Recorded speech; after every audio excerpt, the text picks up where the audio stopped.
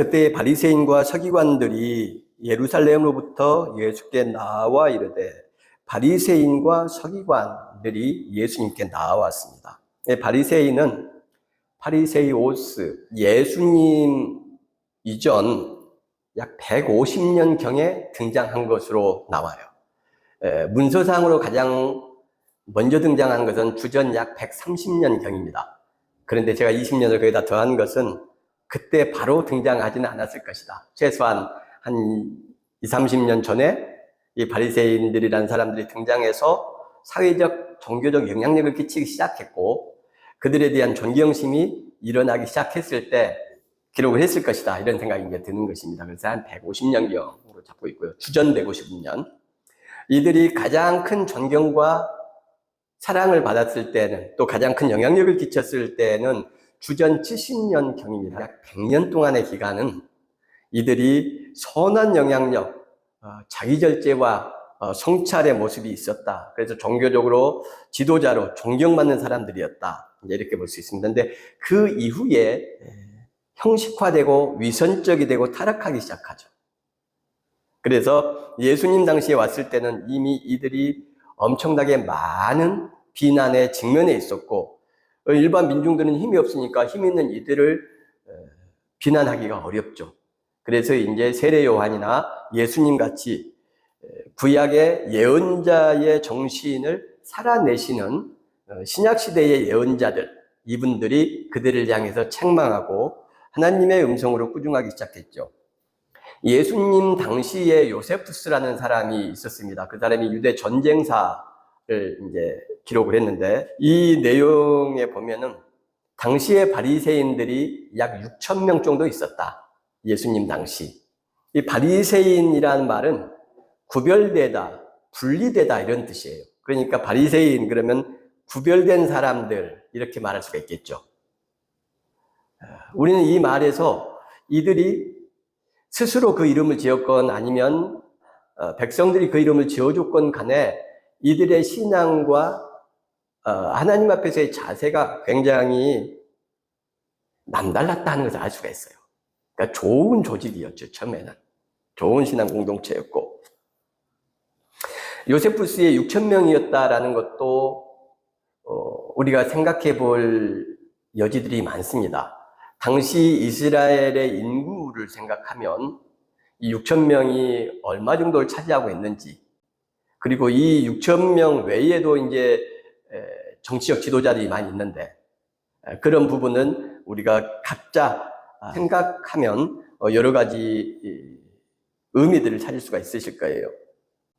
서기관은 원어는 그람마티우스, 율법을 연구하는 사람들입니다. 그러니까 바리새인 중에서 이 서기관은 좀 더 율법에 대해서 전문적인 지식을 가진 사람들이라고 할 수가 있죠. 그러니까 지금식으로 말하면 서기관 그룹은 신학자들, 그리고 바리새인은 그냥 목사들, 이렇게 보는 게 좋을 것 같긴 합니다. 어쨌든 이 종교 지도자들과 신학자들이 갈릴리에 계시는 예수께 찾아왔어요. 그 말은 예수님의 사역이 예루살렘까지 소문이 났다는 이야기죠. 자, 15장 1절 한번 봐보세요. 예루살렘으로부터 예수께 나왔다, 이렇게 돼 있죠. 예루살렘에서 바리새인과 서기관들, 율법학자들을 파송을 한 겁니다. 조사해라고 내보낸 거예요. 가서 조사해봐라. 신학적으로 건전한지, 잘못됐는지, 권위라는 것은 이 예루살렘 이 종교 지도자들이죠. 그 권위에 복종할 자세는 돼 있는지, 이런 것을 이제 조사하고 알아보라고 보낸 것이죠. 그들이 예수께 와서 당신의 제자들이 어찌하여 장로들의 전통을 범하나이까? 떡 먹을 때 손을 씻지 않습니다. 이들이 율법으로 무장한 전문가들 일단의 사람들을 예수께 보냈죠. 당신들 왜 손도 씻지 않고 밥을 먹습니까? 왜 위생상 그렇게 좋지 않은 일을 행합니까? 이런 이야기가 전혀 아닌 거예요. 왜 손을 씻지 않고 떡을 먹느냐? 그러면서 장로들의 전통을 범합니까? 이렇게 이야기를 하죠. 장로는 프로스비테로스, 이 장로란 단어는 원래는 단순하게 나이가 많은 늙은 이런 뜻이에요. 나중에는 어떤 구성체와 사회의 지도자들, 존경받을 만한 사람들, 이런 의미로 이제 쓰였죠. 그러니까 이때 그런 의미의 장로가 지금 한국의 교회의 장로의 의미죠. 지금 예수님 당시에 이 말을 할 때는 이 장로들은 누구일까요? 바리새인과 서기관들을 파견한 사람들인 겁니다.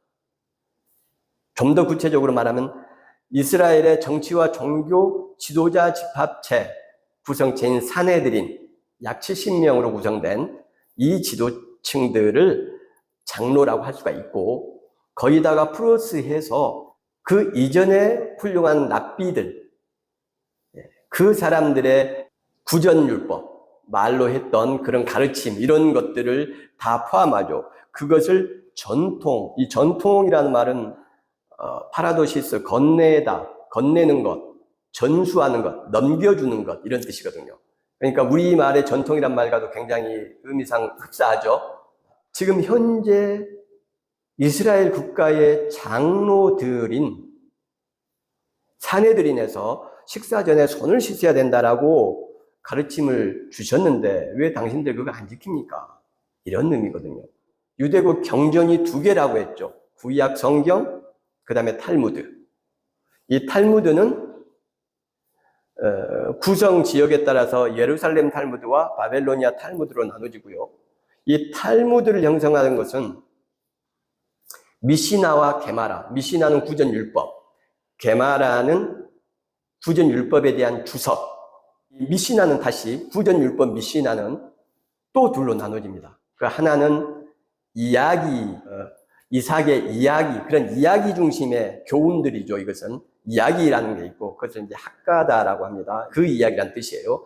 그리고 또 하나는 규율이 있어요. 이런 것은 하지 말아라. 이런 건 해라. 이런 규율. 그걸 할라카라고 합니다. 그러니까 여기서 지금 밥을 먹을 때, 식사를 할 때 손을 씻어야 된다. 이것은 학가다, 이야기에 속합니까? 아니면 규율, 할라카에 속합니까? 할라카에 속하는 것이죠. 자, 바로 이게 이제 그들이 말하고자 하는 질문이에요. 너희들 왜 할라카 지키지 않아? 이 말이에요. 그러니까 단순하게 왜 당신들 제자들은 식사할 때 손을 씻지 않습니까? 그게 위생상 또 뭐 보기에도 뭐 어쩌고저쩌고 이런 윤리적이고 도덕적이고 일상적인 이야기를 하는 게 아니고 너희들 이단이지 이런 뜻이에요. 간단하게 공격적으로 말씀을 드리면 너희들 왜 할라카 지키지 않아? 도전적이고 날카롭고 무서운 공격이죠. 너희들 이단들 아니야 이런 말인 거예요. 이해되시죠? 너희는 어찌하여 너희의 전통으로 하나님의 계명을 범하느냐. 주님께서 계속 말씀하시죠. 4절과 5절, 6절 한번 읽어볼까요? 하나님이 이루셨을 때 내 부모를 공경하라 하시고 또 아버지나 어머니를 비방하는 자는 반드시 죽임을 당하리라 하셨거늘 너희는 이르되 누구든지 아버지에게나 어머니에게 말하기를 내가 드려 유익하게 할 것이 하나님께 드림이 되었다고 하기만 하면 그 부모를 공경할 것이 없다 하여 너희의 전통으로 하나님의 말씀을 폐한다. 예, 이제 할라카를 말씀하시는 거예요. 하나님께서 부모를 공경하라. 심지어는 공경하지 않으면 죽임을 당할 것이다 라고 기록되지 않았냐. 그런데 너희는 그 할라카로 하나님의 말씀을 무효로 만든다, 폐한다. 아버지나 어머니에게 말하기를 내가 드려 유익하게 할 것. 이 유익하게 하다라는 단어는 유용하다, 쓸모가 있다, 도움이 되다 이런 뜻이거든요. 원래 이거 오페로우라는 단어가. 그러니까 부모에게 도움이 될 만한, 유용할 만한 것을 하나님께 드림, 이게 한 단어입니다. 원어가. 하나님께 드림이 도로온이라는 단어인데 마태복음 2장 11절 엎드려 아기께 경배하고 보배압을 열어 황금과 유황과 모략을 예물로 드리니라.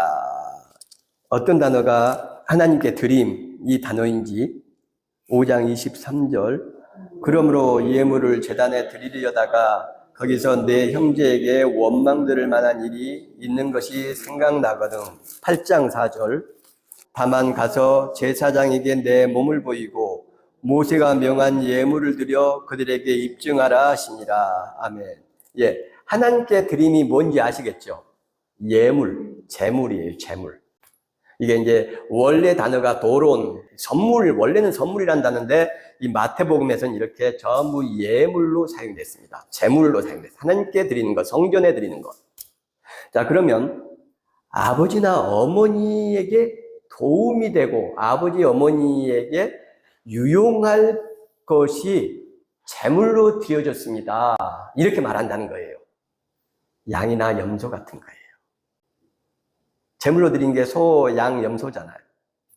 어머니, 아버지 몸보신 시켜드리겠습니다. 이렇게 유용하게 하고 도움이 되게 잘 드리겠다고 해놓고서 다 크니까 성전에 제물로 바친 거죠. 왜 제물로 바칩니까? 저는 이런 이야기 들은 적이 있어요. 여러분, 교회를 오시다가 또는 헌금을 작정을 하고 돈을 모았습니다. 그래서 헌금을 하려고 했는데 이웃집이나 길가에서 아주 고통받고 어려운 사람, 헌금이 꼭 필요한 그런 환자나 아니면 죽음 앞에 선 사람 만났어요. 그러면 헌금을 그 사람 생명을 위해서 쓰는 게 맞느냐? 그건 교회에 헌금으로 해야 되느냐? 그분은 뭐라고 말씀하시냐면 약속한 그 헌금은 교회에 하고 그 죽을 사람 또는 죽음 앞에 선 사람을 위해서는 기도를 해라 이렇게 말하더라고요. 지금 딱 이 말을 하는 거예요. 몸보신을 시켜드리겠다고 양과 염소를 키우다가 목사의 이런 이야기를 듣고 교회에다가 헌금을 바쳐버리는 거예요. 바로 여기서 이야기하는 할라카 때문에 그렇게 한다는 거예요. 바리새인 너희들, 사내들인 이 교권을 잡은 너희들이 그런 잘못된 가르침을 통해서 부모를 공경하라 하는 하나님의 말씀을 무효화해버린다. 너무나 날카롭고 아픈 지적이죠.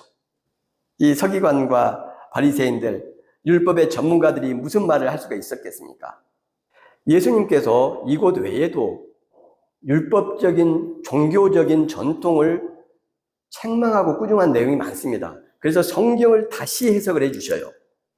마가복음에 나오는 안식일이 사람을 위해서 있다. 사람이 안식일을 위해서 있는 것이 아니다. 이것은 엄청난 2000년 전에 엄청난 말씀인 겁니다. 왜냐하면 이들의 처음과 끝은 안식일로 시작해서 안식일로 끌려 유대교의 종교적 전통과 규례와 이런 것을 단순화해서 한마디로 말하면 안식일로 시작해서 안식일로 끝나는 겁니다.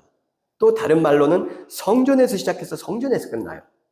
이게 유대교의 모든 것이라고 할 수 있는데 예수님께서 그 안식일이 사람을 위해 있다 이렇게 말씀하신 거잖아요. 지금도 이게 충격입니다. 여러분들은 자주 들어서 별로 이게 대단해 보이지 않지만 여러분 주일이 사람을 위해서 있는 것이지 사람이 주일을 위해서 있는 것이 아니에요 라고 신앙인들에게 한번 말씀해 보세요. 그들이 그걸 쉽게 잘 이해하면서 받아들이는지. 그렇게 생각하는 사람들 우리 한국 기독교인들 중에서 매우 드물어요. 왜냐하면 지금까지 그들이 배웠던 우리 한국 기독교의 할라카 전통은 뭐였냐면 주일을 위해서 모든 걸 바쳐야 된다. 한 번 예배에 목숨을 걸어야 된다. 이런 내용이었잖아요. 항상. 죽을 지경에도 하나님 앞에 예배는 주일은 거룩히 지켜야 된다. 그것이 성도의 자세다. 이게 계속 세대되어 있는데 예수님의 말씀인데도 불구하고 성경의 여러 가지 내용들을 그렇게 이야기하면 수용하고 받아들이기가 어렵습니다.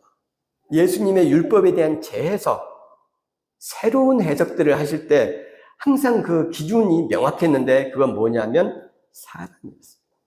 사람을 중심으로 율법을 재해석을 하셨어요. 예수님께서 바리새인들을 책망하시고 제사장들을 꾸중하신 이유가 뭡니까? 서기관들을, 율법학자들을 질타하신 이유가 뭡니까?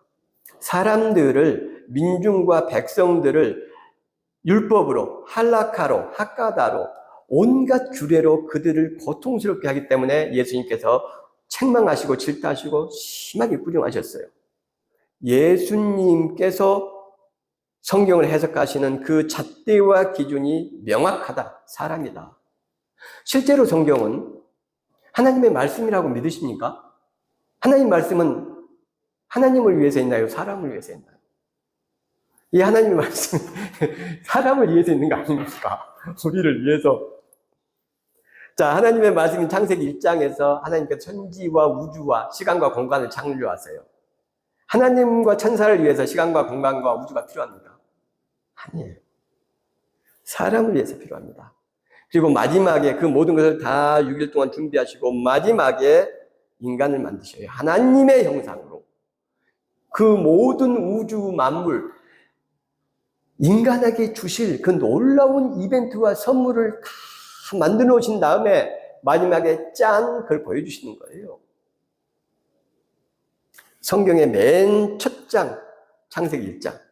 성경의 가장 마지막 계시록에 하늘에서 새 하늘과 새 땅이 내려옵니다. 새 예루살렘에 하나님의 양들이 거할 수 있게 돼요. 그 새 하늘과 새 땅이 하나님과 천사들을 위해서 필요한 건가요? 하늘에서 내려오는 신부처럼 단장한 그 아름다운 새 예루살렘이 사람을 위해서 내려오는 겁니다. 구약을 요약하면 율법, 모세오경, 모세오경을 요약하면 십계명. 그 십계명은 하나님의 말씀인 성경에서도 유일하게 하나님께서 친히 직접 기록하신 내용이에요. 그리고 모세한테 주셨지 않습니까? 2개의 돌판, 2번씩이나 기록하시면서. 그 10계명에서 1, 2, 3계명 빼고 7개가 사람에 대한 겁니다.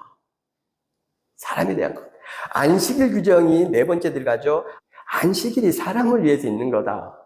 주님께서 말씀하셨잖아요. 마가복음에.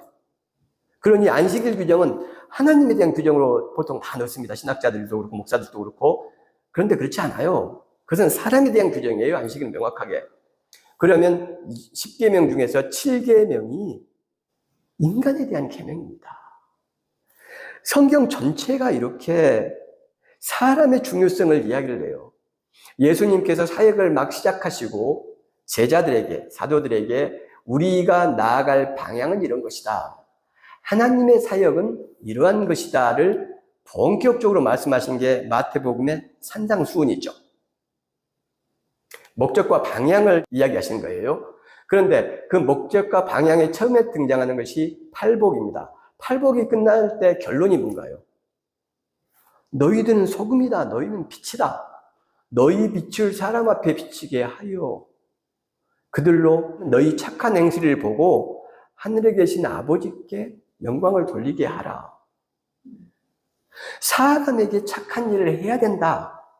그것이 팔복, 예수 그리스도의 제자됨의 완성이다. 이렇게 이야기하시는 거예요. 그 뒤에 방금 우리가 읽었던 내용, 예물을 드리려다가, 하나님께 제사를 드리려다가, 지금으로 말하면 예배죠. 친구에게 잘못한 것이 생각나거든 예물을 놓고 그에게 가서 사과하고 화해하고 제물을 드려라. 성경의 처음과 끝, 성경의 모든 것이 사람에 대한 이야기고 사람에 대한 강조입니다. 제 설교 같은 경우는 본문이 무엇이든 어디든 간에 우리 권 집사님 말씀 따라 결국은 사람이 중요하다. 이걸로 다 기결이 된다라고 이야기를 하시더라고요. 왜냐하면 성경이 방금 말씀드렸듯이 하나님의 말씀 자체가 사람을 위해서 존재했고 성경의 완성자가 누구시죠? 예수 그리스도. 예수 그리스도가 왜 인간으로 이 땅에 오셨습니까? 하나님의 아들이. 사람을 구원하려고 우리 죄인들에게 영생의 길을 여시려고 오셨잖아요. 왜 그 예수 그리스도께서 십자가에서 피 흘려 생명을 바치셨습니까? 사람을 위해서예요. 모든 것입니다. 사람이. 성경의, 신앙의 모든 것이고 기독교의 모든 것이에요. 사람 없는 종교가 어떻게 있을 수가 있습니까? 사람 없는 기독교가 어떻게 있을 수 있어요? 우리가 사람이라고 하니까 이렇게 많은 익명의 인간들을 생각을 하죠. 그런데 그렇게 생각하시면은 다르게 이해하기가 어려워요. 우리가 사람이라고 할 때 실제로는 사람은 납니다, 나. 이 성경 나를 위해서 주어졌고요. 우리 기독교도 나를 위해서 있는 것이고 이 예배도, 이 시간도, 주일도 나를 위해서 하나님께서 주신 거예요. 목사의 설교도 당연히 교인 한 사람, 나를 위해서 주신 겁니다. 그러니 그 설교가 잘못되고 성경의 말씀에 부합되지 않으면 거절하고 거부하고 멀리 해야 되는 거예요. 내가 중요하잖아요. 사람이 중요하잖아요.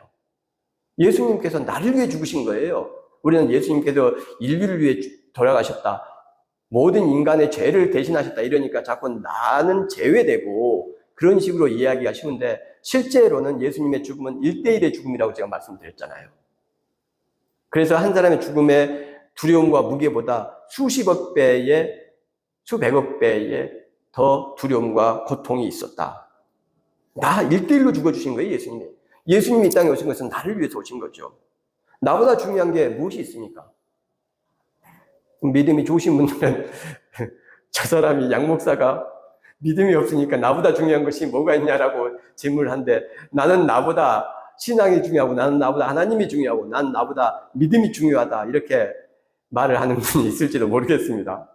그것도 맞는 말씀이겠죠. 저는 믿음이 부족해서 그렇게 말할 수 있어요. 그러나 저는 믿음에 대해서, 제 믿음에 대해서 이야기를 나누는 게 아니고, 성경이 어떻게 기록이 되어 있고 성경의 내용이 무엇인지를, 성경을 이야기하는 겁니다. 제 생각을 이야기하는 게 아니에요. 예수님께서는 이사야 말씀을 통해서 이 백성이 입술로는 나를 공경하되 마음은 내게서 멀다, 사람의 계명으로 교훈을 삼아 가르치니 나를 헛되이 경배한다. 이거 이사야 29장 말씀인데, 이거 한번 읽어보죠. 본문을. 29장 13절 말씀 시작. 주께서 이르시되 이 백성이 입으로는 나를 가까이 하며 입술로는 나를 공경하나 그들의 마음은 내게서 멀리 떠났나니 그들이 나를 경외함은 사람의 계명으로 가르침을 받았을 뿐이라. 아멘. 예. 사람의 가르침, 마치 예수님 당시를 예언한 듯이 이야기를 했죠. 이사야 시대는 예수님 당시보다 700년 전입니다. 지금으로 말하면 2700년 전이죠. 2700년 전 이사야 시대에도 이랬고요. 예수님 당시 2000년 전에도 이랬고요. 오늘의 한국 사회도 정확하게 똑같습니다. 무슨 말씀이죠? 교권을 잡은 사람들, 이렇게 예언자적 삶을 살아내는, 희생과 약자를 사랑하는, 섬김의 삶을 살아가는 갈릴리의 예수 같은 사람들에게 조사단을 파견하고 그들의 신앙과 양심에 대해서 질문하고, 너희들 이단이지, 너희들 왜 한락한 지켜, 네 빨갱이지, 네 종북이지, 이런 식의 조사를 하는 것들은 일체의 2700년 동안 변함이 없습니다. 그대로예요. 지금은 이때보다 더 심합니다. 특히 우리 신앙적이고 종교적인 것을 넘어서서 역사적인 것은 더더욱 지금 말할 필요가 없어요. 성경에만 있어야 될 아합과 이세벨이 우리의 삶 속에, 지금 대한민국 현실 속에서 이 나라를 통치하고 있잖아요. 그리고 그 집단들이 검찰이라는 조직을 통해서 어떤 의로운 사람들, 선한 사람들을 어떤 짓을 했는지 봐보세요. 표창장을 위조했다는 것이 발견되지도 않았고, 오히려 그 컴퓨터를 검찰이 위조하고 조작해 놓고서 의사면허를 취소를 해버려요. 딸이 장학금을 받았다는 것, 그걸 가지고 서울대 교수를 파면합니다. 불과 2, 3주 전 이야기죠. 그런데 한국의 기독교인들, 목사들, 하나님을 믿는다는 사람들이 한마디를 안 합니다. 제가 그 목사님들이 성경만 이야기하시는 분들이라면 이해를 하겠어요. 어느 정도. 다 이해할 수는 없지만 본문에 그렇게 충실한 사람이라면. 제가 아는 한 이렇게 본문 위주로 설교를 하는 분들이 지금은 거의 없습니다. 그런데 그 하나님의 공의와 사랑을 이야기하고 예수 그리스도와 예언자의 삶을 이야기하는 그들이 이 악마 같은 이들에 대해서 한마디 말을 하지 않아요. 종교와 정치는 다르다? 제정신 아닌 사람들이죠. 사울이 하나님의 말씀을 거부하고 청종하지 않았을 때 하나님은 사무엘을 통해서 어린 다윗, 10대인 다윗에게 기름을 부으라, 쿠데타 사주하시잖아요. 예후에게도 엘리사를 통해서 하십니다. 엘리사가 늙어서 너무 위험하고 그 쿠데타 사주를 제대로 기름을 붓고 모든 것을 하기가 어렵기 때문에 엘리사가 젊은 자기 제자를 보내서 기름 붓고 예후에게 따로 방에 가서 하나님께서 너를 왕으로 삼으신다라고 이야기하고 기름 붓고 기도하고 즉시 지체하지 말고 도망가라. 생명을 걸고 쿠데타를 해야 된다. 아합과 이세벨 같은 왕은 용납해서는 안 된다. 그런 지도자들은 뒤엎어야 되고 없애야 된다. 그것이 성경의 말씀이에요. 하나님을 섬기지 않는 지도자들은 그게 제사장인 것, 지금 목사가 제사장은 아닙니다. 그러나 제사장이건 예언자건 왕이건 간에 엎어야 되고 없애야 되고 지워야 된다는 것이 성경의 말씀이에요. 하나님의 이름으로 전통을 만들고 미시나 할라카, 학가다를 통해서 사람을 섬기지 않고 사람에게 덫을 놓고 사람을 힘들게 종교적 규율로 고통을 주는 이들에게 예수님께서 지금 뭐라고 말씀하십니까? 너희들이 너희들의 전통을 가지고 하나님의 말씀을 피하는구나. 그러면서 지금 이사야의 이 말씀을 이야기하시는 거예요. 기독교 신앙을 가진 여러분과 저는 환상적인 삶의 자세를 가지면 안 됩니다. 정치는 모든 것입니다. 기독교가 자유를 얻은 것은 콘스탄틴이라는 정치인이 알렉산더 이후에 찢었던 로마를 600년 만에 통일하면서 가능했어요. 정치적인 결과로 기독교가 자유를 얻게 되었다는 거예요. 지금도 마찬가지죠. 얼마 전에 코로나 상황에서 예배가 정부의 통제를 받고 조사를 받고 다 했었잖아요. 규제를 받고. 수능에 대해서도 요 근래 시끄럽죠. 학교를 다니고 안 다니는 것, 회사에 월급이 오르고 안 오르는 것, 노동자들의 시급이 얼마인 것, 모든 걸 정치가 다 결정하고 정리합니다. 어떤 종교 집단은 허용하고 어떤 종교 집단은 허용하지 않고 이런 것도 전부 정치가 규정해요. 심지어는 예수 그리스도의 죽음조차도 바로 이 세력들이, 이 사내들인 세력, 전통으로 사람들을 옥죄는 이 사람들이 예수님 십자가에 달았잖아요. 바리새인과 사내들인과 서기관들, 그리고 정치와 결탁한 더러운 악마의 손을 가진 자들. 하나님의 말씀은 창세기 1장부터 계시록에 이르기까지, 그리고 성경의 완성이신 예수 그리스도, 하나님의 아들조차도 인간을 위해 수단이 되셨다. 인간이 모든 것이다. 하나님께서 직접 기록하신 10계명의 7계명이 사람에 대한 것이다. 사람을 수단하는 설교, 사람을 수단하는 예배, 사람을 수단하는 목사들, 예전을 사람보다 앞세우는 그 모든 것들을 거부해야 된다. 이것이 바른 신앙하는 길이고 신앙의 자세다. 성과 속을 구별하면 안 됩니다. 정치와 종교를 나누면 안 돼요. 하나예요. 그것은 삶입니다. 중요한 것은 정치도 아니고 중요한 것은 종교도 아니고 중요한 것은 모든 사람들의 평화와 삶이에요. 그런 바른 성경적인 신앙관, 정치관을 갖는 성도님들 되시기를 주님의 이름으로 축원합니다.